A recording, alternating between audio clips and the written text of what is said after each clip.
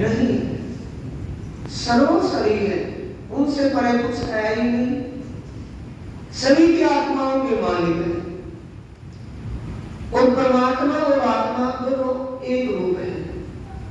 परमात्मा अणुमित है तो आत्मा भी अणुमित है। अनजाने में जल की जो पूजा कर रहे हैं, यानी आग की, पानी की, पत्थरों की, पेड़ों की जो पूजा कर रहे हैं, उसको परमात्मा का स्वरूप मानते हैं।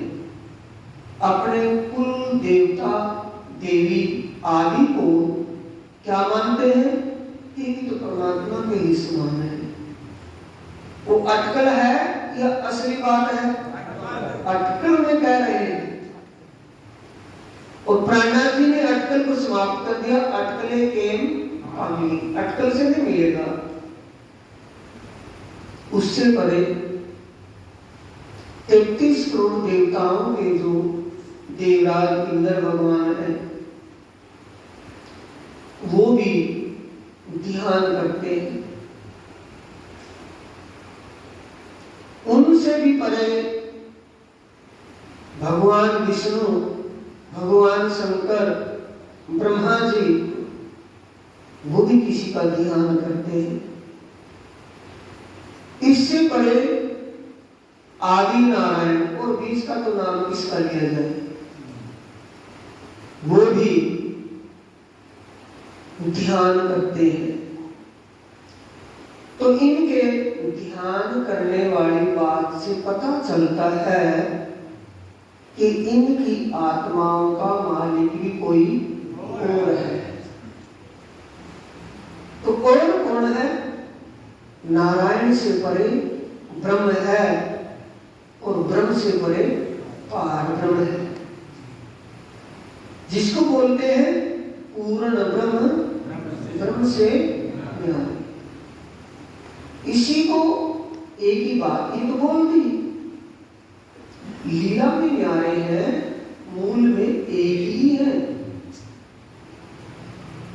जब तीजी भोग की जो प्रसाद भोग के बाद दाहिनी तरफ दूजा जो मंदिर बोलते हैं, सेवा पूजा के शब्द यानी वाणी में है।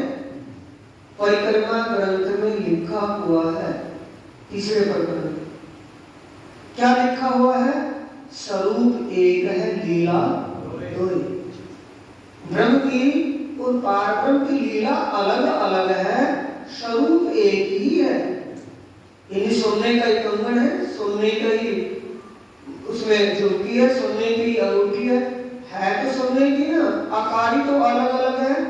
आकार का मतलब लीला रूप में दो है, मूल में एक ही है। परमात्मा शब्द और नाम से परे है। शब्दों में या नाम की परिधि में उस परमात्मा को नहीं बांधा जाता। परमात्मा की जो विशेषताएं हैं, परमात्मा की जो विशेष खास बात है, गुण होता है या विशेषता या महानता है, वो शब्दों में और किसी भी परिधि में नाम में नहीं बनती। परमात्मा सदा रहने वाला है, अविट है।